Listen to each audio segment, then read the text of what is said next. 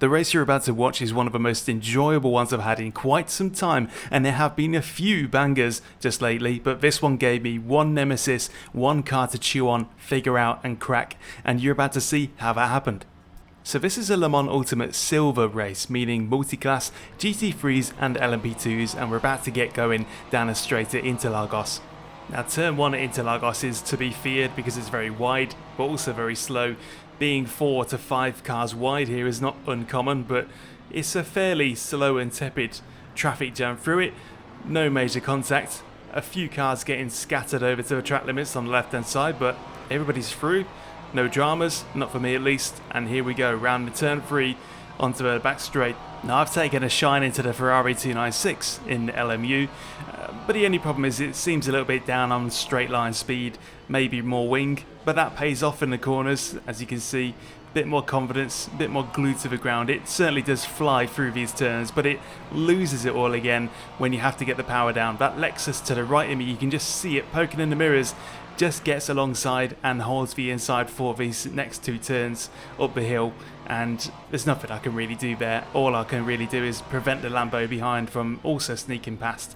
But once more, when we get into the twisty stuff, the Ferrari really starts to shine, and you'll see throughout this race, this mid-sector, it just chews it up and allows me to gain the ground back that I lose in the high-speed bits. Now there's been some shimmying to and fro, but you can see I'm still side by side with that Lexus. It's not letting go, but nor am I either. We head down the hill onto the run up to Young Cow. I've been learning the track names for this video because otherwise it's just this corner, that corner. It's a bit difficult. You're about to see the Lexus though. I think I'm toast now as we go onto the main straight because that Lexus has some real power. But you're going to see him make a sharp turn into the services. He clearly has a stop-go penalty from some kind of infraction at race start, so he's no longer a threat. I just got to worry about the pink Lambo behind and the gap in front of me. Try and cut it down a little bit.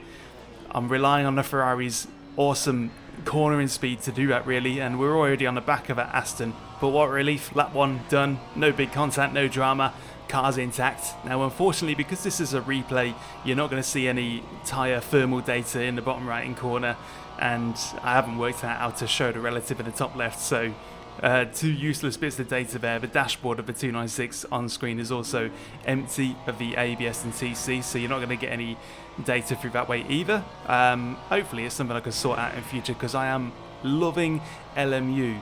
The last 25 races I've done in any sim have all been in LMU. I haven't touched iRacing for that amount of time because I'm just hooked on this.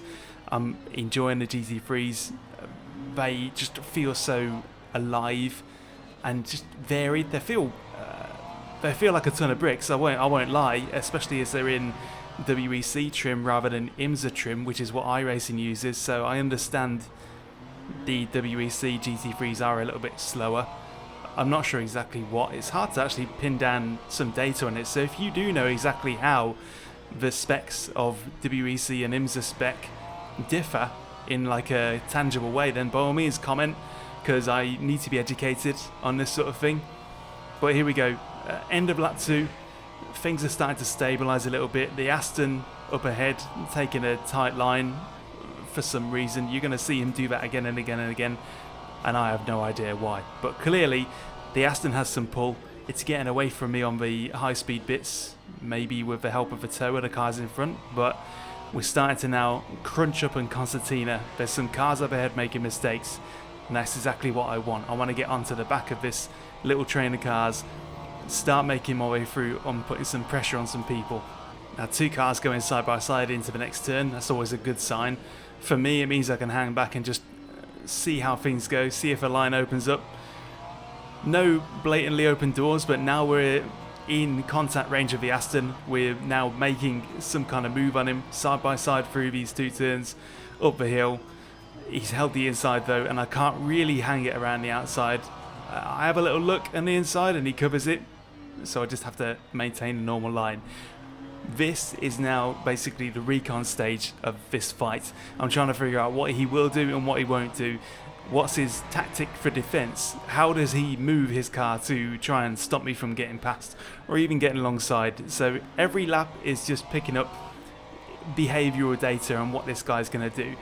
But Also, where he's faster and where I'm faster, he's already pulled away from me. Even though I was on his boot lid a second ago, he's pulled away from me again, and the Aston just romps away from me. There's nothing I can really do, and I learned over time in this race that the Ferrari just doesn't have the acceleration up that hill, nor the top end speed.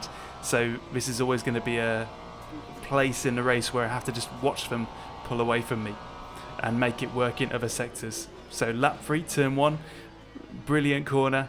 I just love it. I love the way it flows, and when you swing the car into turn 2 and 3, it all just gels together really nicely, especially as you feel the whole chassis kind of squirm with those tyre wall deflections being simulated underneath you. That's something that I'll touch on in a little bit, but here we go, turn 4, and we have smoke and a sideways BMW as the first casualty of the race that I can see. First freebie, wonderful. But yeah, as I just said, the tyre wall flexibility is modelled in LMU and R Factor 2. I don't know to what extent, but for those of you who have been around for a while and remember Live for Speed, that also simulated tyre wall flex, and it made such a difference to how the cars felt.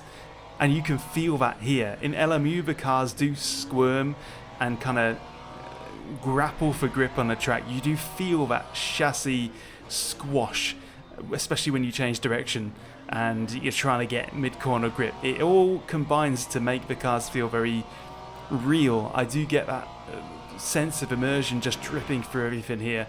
It has its weak points. There's some things I don't like about the force feedback. But now that I'm acclimatized to it and I found my favourite car with an LMU, it's brilliant. It's a bullseye for me, and I'm finding myself hooked on it in almost the same extent that I was initially hooked on iRacing back in the day. I ain't got nowhere near the amount of free time nowadays to hammer it like I did with iRacing, but when I've got time for a race, I spin up LMU. I don't spin up iRacing anymore. Let's see how long that lasts, but for the time being, I'm going to enjoy it. Lap 4, are we on now? Yeah, I think we are. Turn 3. Once again, that Aston ahead seems to be able to put his car on tighter lines than I'm able to. Clearly, the Aston has some really good front-end grip. First yellow flag that I'm seeing on the flag panels. You'll see throughout the video as we see a broadside Ferrari, fellow Ferrari brethren, stricken on the track. You'll see around the track there are LED flag panels in play. That's a really nice world immersion element that I do wish we'd had in iRacing. It makes such a difference. Sneaking up on the back of the Aston now, I think that corner that we just went through, the right-hander up the hill, is going to come into play at some point because the Ferrari seems really strong there compared to the Aston.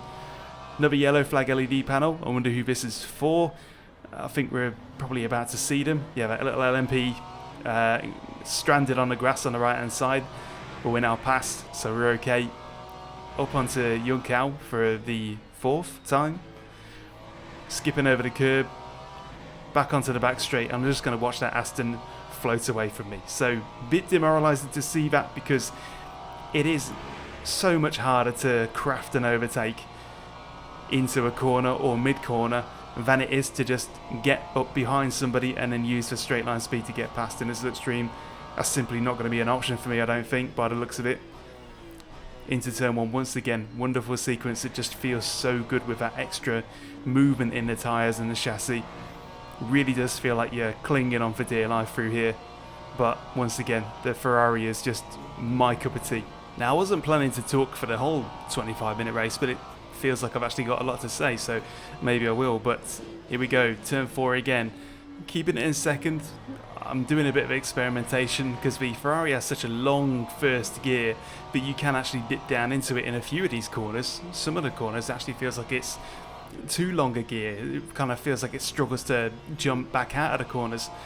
So into turn 8, I've just looked at my track map for reference. This is turn 8. It's going to be pivotal to the rest of the race, really.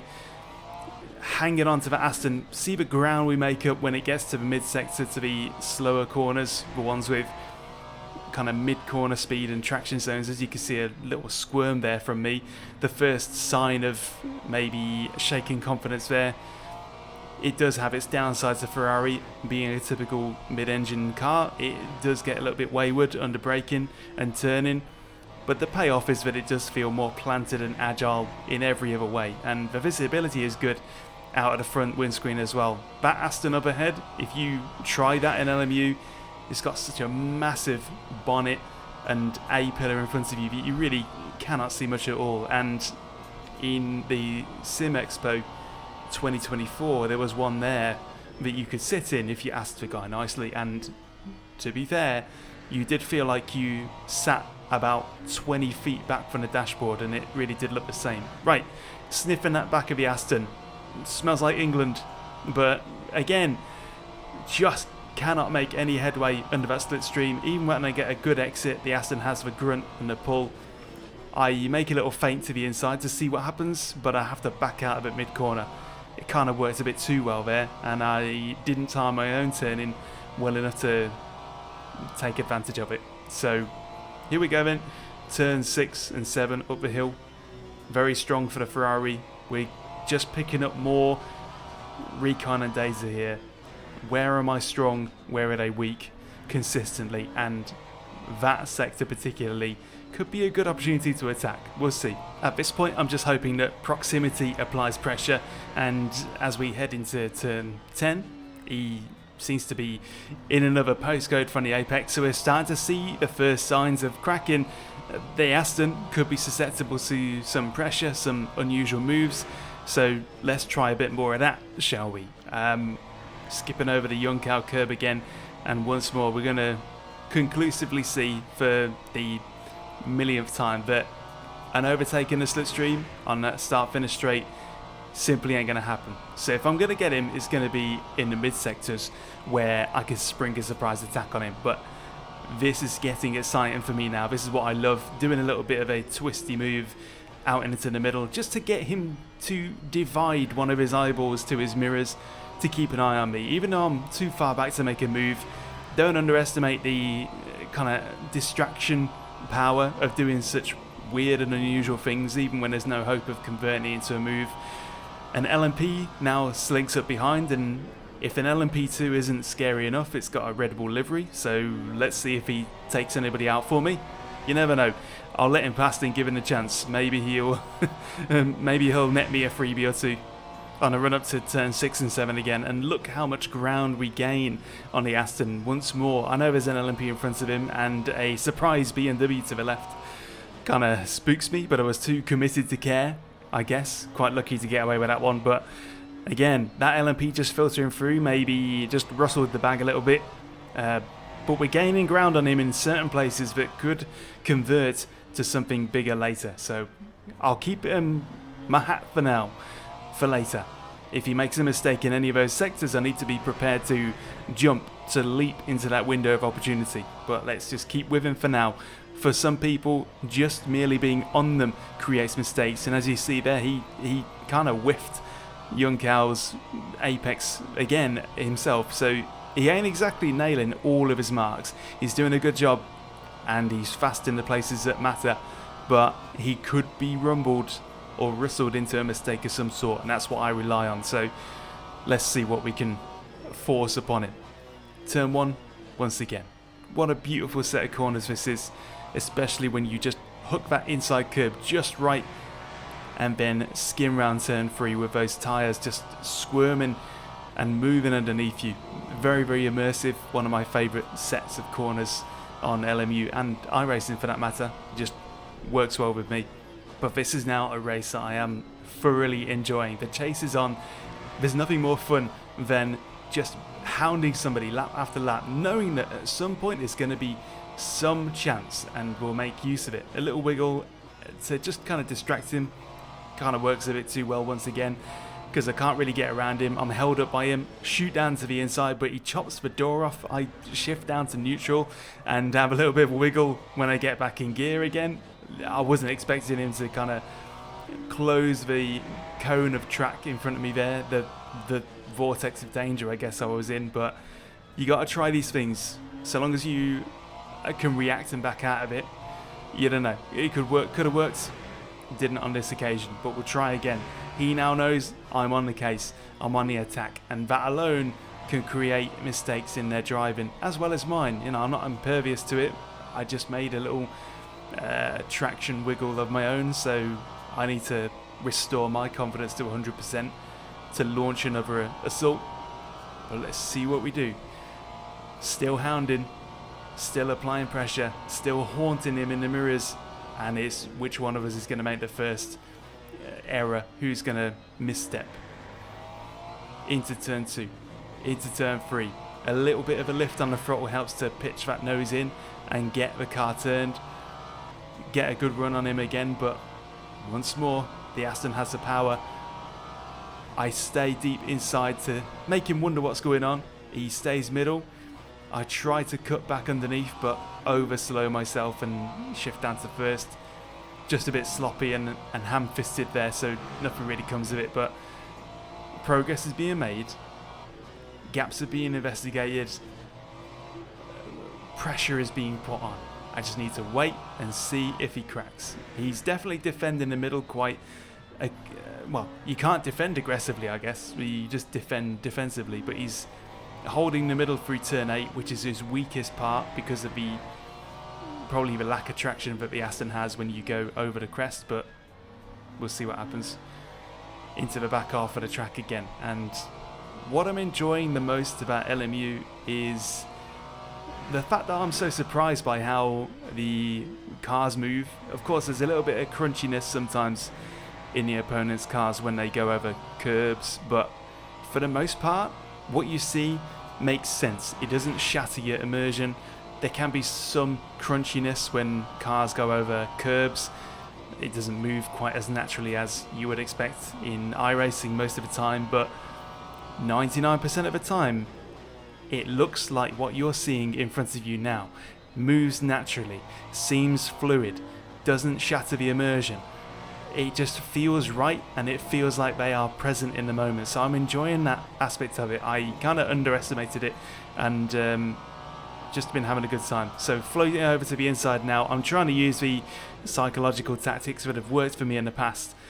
Looping back round to turn 4, getting a good couple of car lengths back on him. So now, turn 6 and 7, can we set them up to be a good one for turn 8? So do a little wiggle to the inside to make him adjust his line. Works too well. I have to have a big massive checkup, and I just launch it around the outside. I'm thinking it's now or never. I've never tried launching it around the outside or not. He seems to admit defeat from that, and I enjoyed this overtake so much that I audibly chuckled. I cackled to myself because I was so proud of it.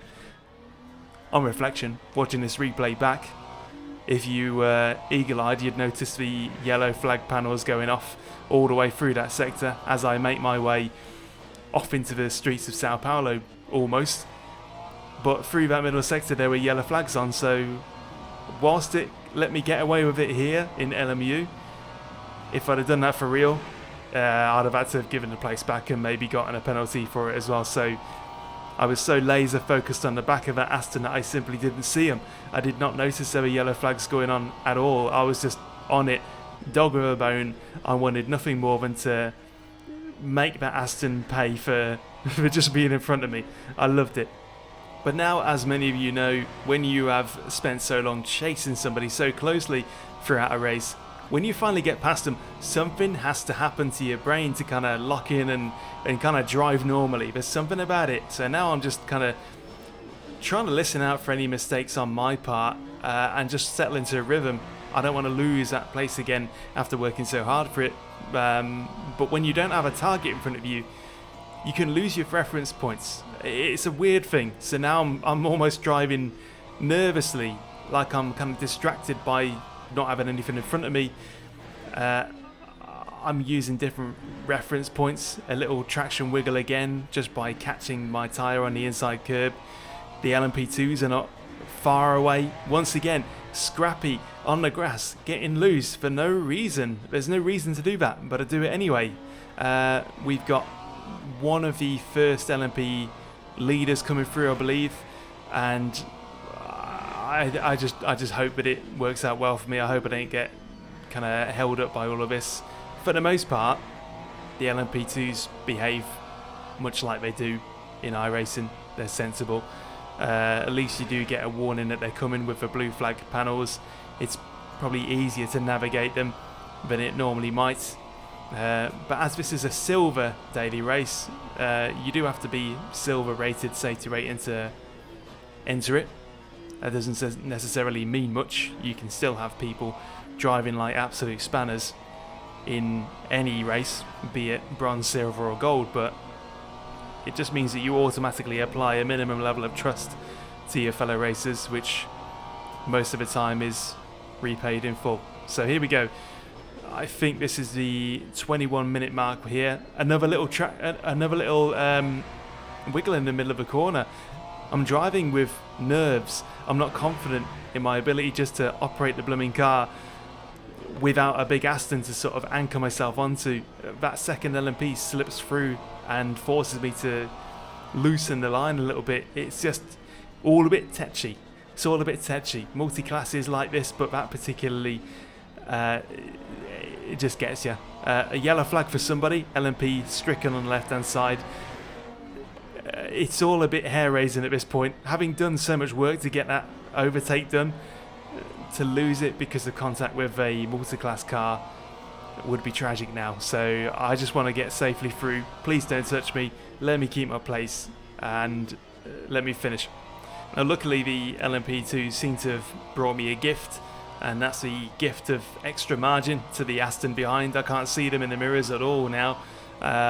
So that's nice. Sometimes the traffic will go your way, sometimes it won't, but this time it decided to be kind to me.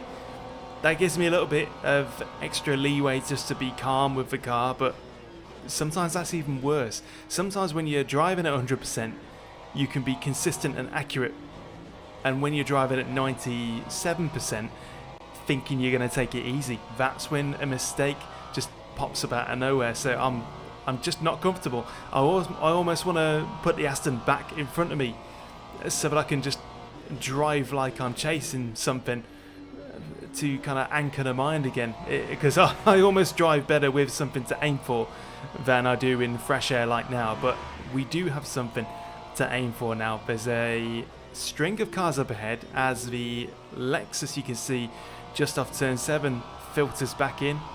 Yellow flags to warn us about that. And this is now getting a bit more exciting. Now we've got some cars with maybe a little bit of pace difference all bunching up together, or compressing and concertinaing. Maybe there's another couple of places to pick up here if I'm smart about it. So I'm just going to try and drive aggressively. I am usually kind to my tyres over a full race distance, so the later stages are actually pretty good for me. I'm about 35 races in on LMU now. Oh, there's a massive pile up on the left hand side. Forgot about that. I don't know if that contained any freebies, but I'm just glad I'm not a part of it. It's a bit of a bad omen though. There's blue flags going off left, right and centre. You can't see it on the replay, but that little monitor panel on the left hand side of the dashboard does tell you blue flag LMP2 or just blue flag same class or whatever. So you do know when you're being descended upon by a nest of hornets. The LMP2s, when they drive by, they sound like bees. But I think I'm on the tail end of the LMP2 pack now, so I've survived. Now we just need to see if any of the GT3s in front of me get held up or take any scrapes from the passing traffic. And look at this, we got a bunch of cars now. Could I be in a decent position now to just pick off one or two places from my added momentum? I'm feeling good now. I know the car's quick through the mid-sector, so now I'm just going to try and crunch some car lengths down to get right on the back of these guys and just take advantage of this sort of mild chaos that's going on in front of me. And we're right on the back of that Lexus already. This could be good for a last lap kind of showdown. I'm really looking forward to it. If there's anything I like, it's having a car to chase, so this is good for me. And well, that's not going to help matters at all. The inside curb of turn 10 is a no-go area for the Ferrari, because if you put your wheel on that, it's going to turn the car into a tripod and you're going to get what you saw there. Luckily, didn't turn into a full loop round spin, kept it in first, kept it going somehow, and really only lost a couple of seconds from it. Didn't lose enough to be in range of the Aston attacking me, so consider that a lucky escape. We're on the last lap now, so the chance of getting any additional places from that gaggle of cars up ahead is gone. I kind of spoiled it by putting my foot on that curb and sending the car around. So what a awesome race that was. I loved that extended pursuit and battle with the Aston. He made some really good defensive moves, but when it came down to it, when we were side by side, he gave me space, clean, no silly contact. So if you're out there, you probably know who you are if you see this. Awesome race, man. Really appreciated that. But now just got to survive to the checkered flag and get to the end without any further mishaps. You can bet I'm going to stay 6 feet away from that apex, that turn 10 apex again. Every other curb seems to be okay in the Ferrari at Interlagos, but that turn 10 one loves to just sweep you up. So I ain't touching it this time. Round turn 10 safe, and that's just a couple more corners to go. And this has been a 25-minute race, but it's just felt like 5 minutes. It felt great at the time. Brilliant defence from the Aston, and pat myself on the back for just putting the pressure on for so long, but in the end he showed his weakness, showed his hand, and Ferrari's got the stones to make it count in that mid-sector. Heading up to the line now, we should be able to see the checkered flag on the flag panel on the left hand side. Finally I can take my foot off that throttle and just coast, soaking up the satisfaction from a race well done. And that was superbly enjoyable. If there's anything I love, it's a race where you can really have an extended one-on-one pressure battle with somebody. That's what I want. That's what I got with this. So there we go. 25-minute silver race Interlagos at LMU.